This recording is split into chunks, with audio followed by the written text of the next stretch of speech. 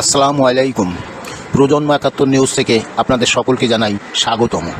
আপনাদের সঙ্গে আছি আমি হাবিবুর রহমান হবি।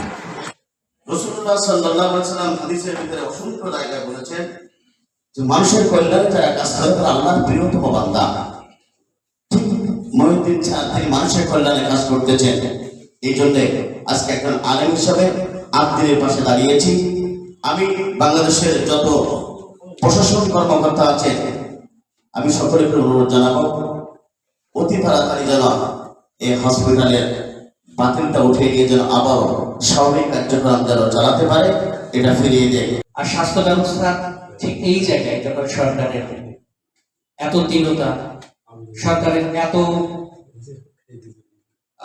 দারিদ্রতা, ঠিক সেই জায়গা থেকে কিছু সমাজের কিছু সচেতন মানুষ যারা এরকম সেবামূলক প্রতিষ্ঠান করে সরকারকে সহযোগিতা করছে বরঞ্চ ঠিক সেই জায়গায় বলা যায় যে কিছু অসাধু মানুষ আমরা যারা এই সেবা নিয়ে সরকারকে সহযোগিতা করতে চাচ্ছি, দেশকে এগিয়ে নিয়ে যেতে চাচ্ছি, এজন্য আমি আমার অভিমত প্রকাশ করতে চাই যে যে ভুলের কারণে এটা বন্ধ করা হয়েছে সেটা যথাযথ ব্যবস্থা নিয়ে আবার আব্দি হাসপাতাল চালু করে দেওয়া হোক, আবার যেন নিজ দায়িত্বে আব্দি হাসপাতাল ফিরে আসে এবং মানবতার কল্যাণে কাজ করে।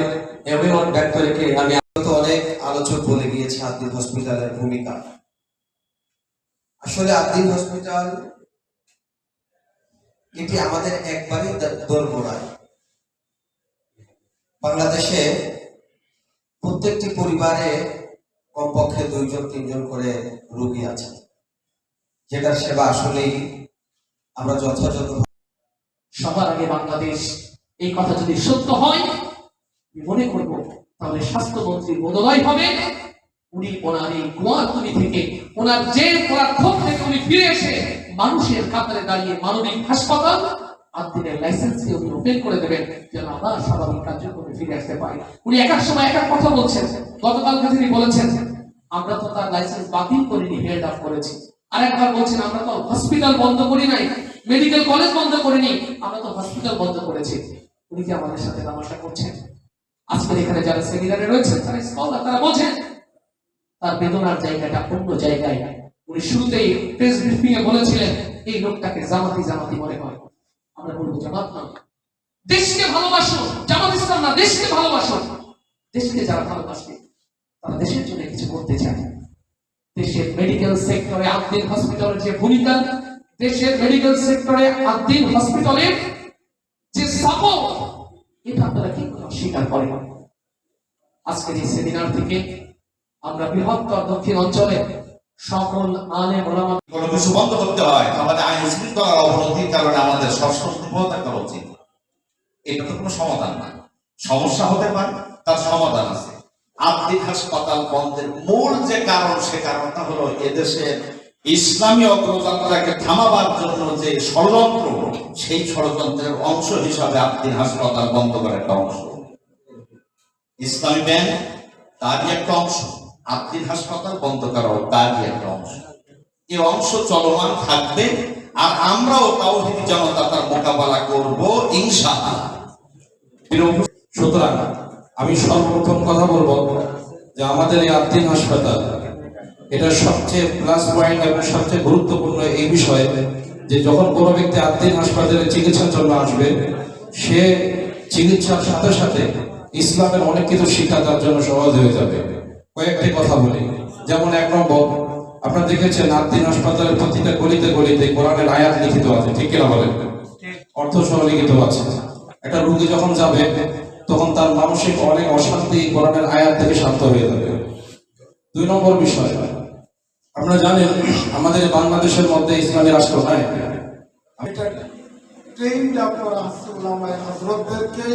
শীতকালের আগে যদি লাইসেন্স ফেরত না দেওয়া হয়, শীতকালে যে ওয়াজের তুফান বয়ে যাবে তাতে সরকারের অস্তিত্ব প্রশ্নের সম্মুখীন হবে। সম্মানিত উলামায়ে কেরাম, উপস্থিত সুধী মণ্ডলী, সাংবাদিক বন্ধুগণ, আসসালামু আলাইকুম ওয়া রাহমাতুল্লাহি ওয়া বারাকাতুহু। আব্দি এটা একটা আধ্যাত্মিক শব্দ।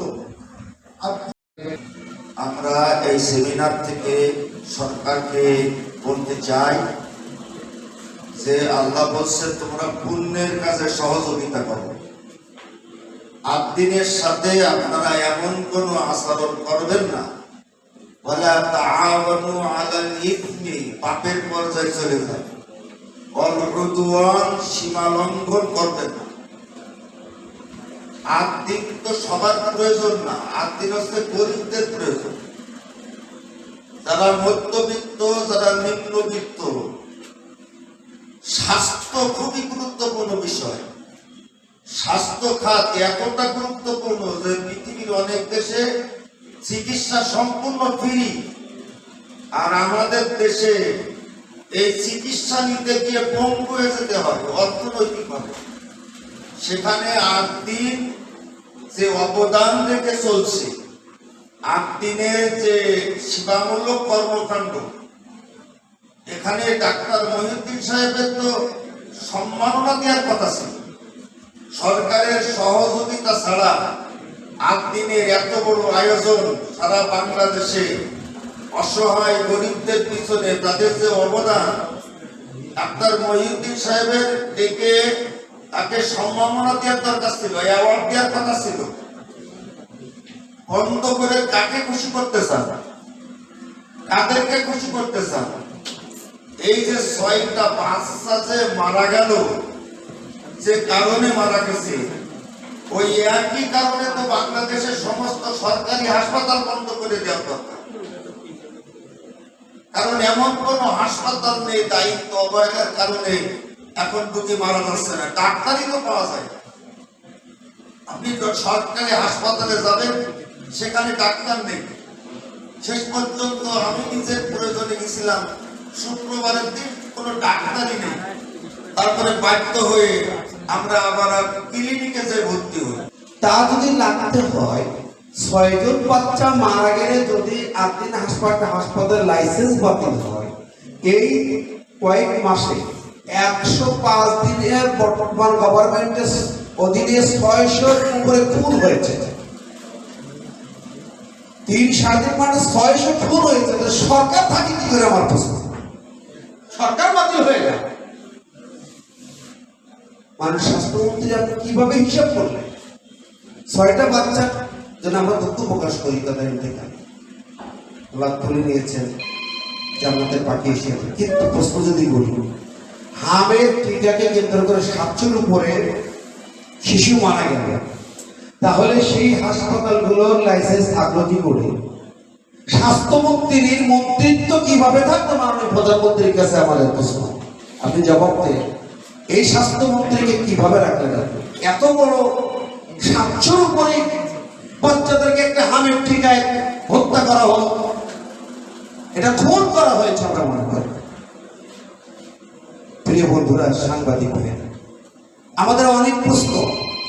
অহরহ থেকে বিভিন্ন সরকারি হাসপাতালে কত মানুষ মারা যায়, কয়টা লাইসেন্স জীবনে বাতিল হয়েছে, কয়টা হাসপাতাল বন্ধ হয়েছে। আপনারা মনে করছেন আদ্দিনে হাত দিয়েছেন, আমরা বুঝি, সবাই বুঝি কেন হাত দিয়েছেন। আদ্দিন আপনাদের মাথায় ব্যথা, ইসলামিক ব্যাংককে পঙ্গু করে দিচ্ছেন, ইসলামিক ব্যাংকের পূর্ণ ডাকাতদেরকে নিয়ে বসে আবার আপনার ডাকাতি শুরু করতে চাচ্ছেন, করেছেন। মনে রাখবেন, এভাবে একটার পর একটা আগামী দিনে আবার ইংলিশকে টার্গেট করতেছেন। তার মানে কি, এই জাতি কিন্তু সব লক্ষ্য করতেছে আপনারা কি করছেন। এর জবাব দিই শুধু না, দিন আসবে।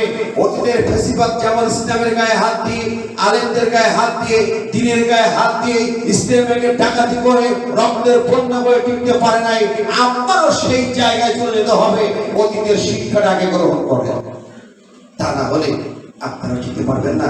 ইতিহাসের সব জায়গার আত্মিক খোলা আছে, শুধুমাত্র বাজারের আত্মিকটা অফ হয়ে আছে। আসি যে আদ্দিন হাসপাতালের প্রয়োজনীয়তা কেন। আমাদের স্কুল নবগ্রাম উত্তর গঙ্গাধরপুর সরকারি প্রাথমিক বিদ্যালয়ের মাঠের সাথে একটা বাড়ি আছে, নাম হলো আব্দুল রাজ্জাক, যাকে সবাই রাজ্জাক মিস্ত্রি বলে জানে, যে রাজমিস্ত্রির কাজ করে। একবার পা ভেঙে পায়ের মধ্যে নাট মারা রয়েছে, তো বললো যে আমার তো এত টাকা নাই, এই নাটটা না খুললে আমার হাঁটতে চলতে খুব কষ্ট হচ্ছে, তো কোনোভাবে এই নাটটা খুলে দেওয়া যায় কি। আদিনে বলে একটু কম খরচ। তো আমি স্যারের সাথে বললাম, ডাক্তার শেখ মহিউদ্দিন স্যারের সাথে বললাম, স্যার আমাদের স্কুলের পাশে এরকম একজন রয়েছে বৃদ্ধ মানুষ, তার পায়ে নাট মারা, এই নাক খুললে তার হাঁটতে চলতে খুব কষ্ট হয়।